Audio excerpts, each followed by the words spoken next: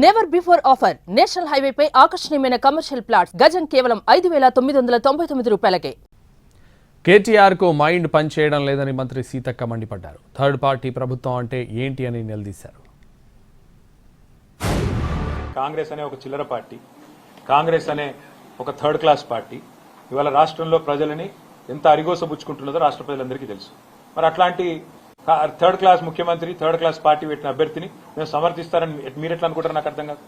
ఇంకోటి ఇవాళ జరుగుతున్నది ఏంటంటే ఒక డ్రామా, ఉపరాష్ట్రపతి ఎన్నికల విషయంలో డ్రామా. ఇండియాలో లేము మేము, మా మోడీ మా బాస్ కాదు, రాహుల్ గాంధీ మా బాస్ కాదు. కేటీఆర్ గారికి నిజంగా ఆయన మైండ్ పనిచేస్తలేదు, చాలా ఫ్రస్ట్రేషన్లో ఉన్నాడు. థర్డ్ గ్రేడ్ అంటే ఏంటిది, నీ ఉద్దేశంలో ఏంటిది?